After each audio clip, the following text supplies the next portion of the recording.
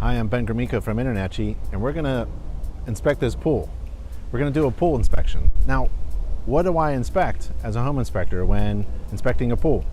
Well, I don't have to worry. InterNACHI provides a pool inspection checklist. I'm simply going to upload that checklist, that step-by-step procedure, into my mobile software and go along and perform an inspection with that checklist in my hand. So that helps me be efficient, and it helps reduce my chances of making a mistake because I've got the checklist right in my hand. All right, so let's perform an inspection of a pool. Looks like a really nice pool, and it's hot today. One of the first things I like to do is very basic.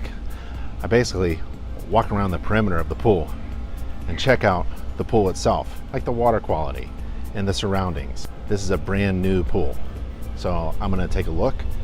It should go well, but who knows? I'm gonna look for maybe installation mistakes or maybe some things that are unfinished. And I'll take a look at the motor, the electrical, and the water quality. All right, let's check it out. The water level appears to be maintained to allow for the removal of floating debris on the surface. And the water level appears at the proper height to allow continuous overflow into the gutter or skimmer like that one. Skimmer weirs, skimmer baskets, deck covers, and other devices are installed. The main drain grates there are bolted securely to the bottom. They're visible from the deck with no apparent damage. Drain covers are installed. Water return inlets are installed like that.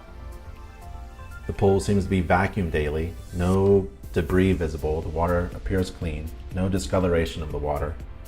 They're gonna put in some ladder there. No algae growth.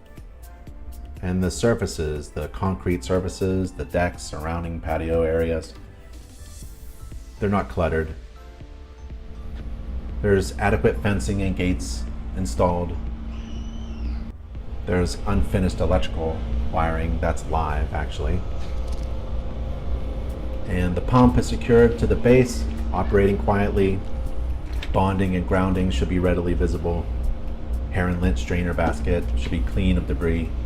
The type of pipe could be identified. Pipes and fittings should not be leaking. They should be supported adequately.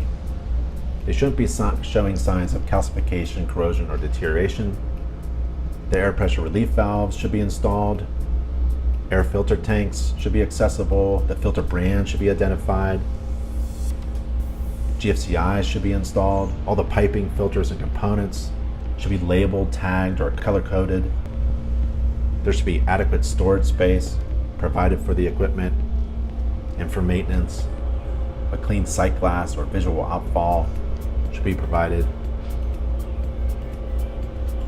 There's no water heater installed.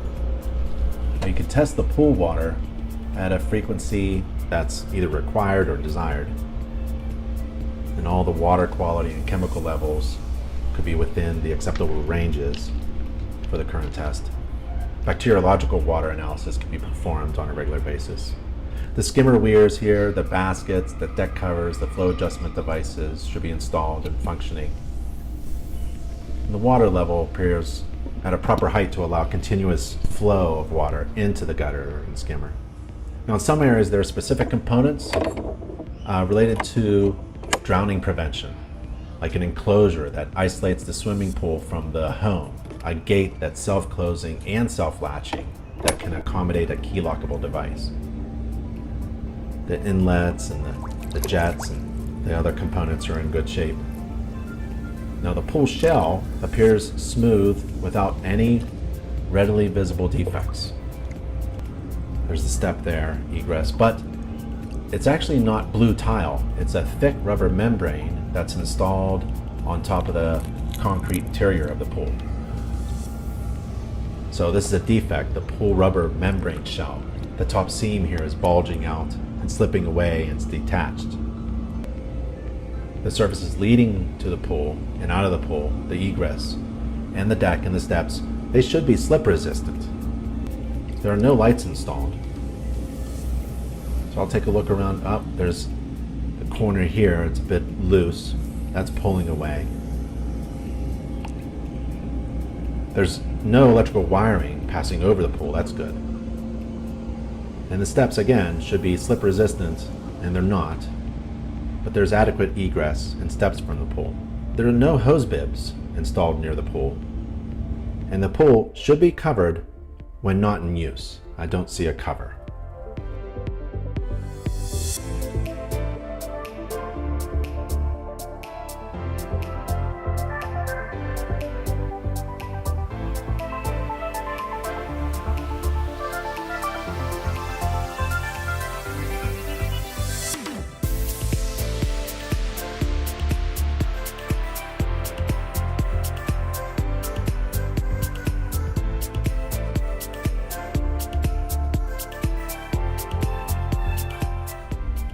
Well, that was a pool inspection, and we used InterNACHI's pool inspection checklist to perform that pool inspection.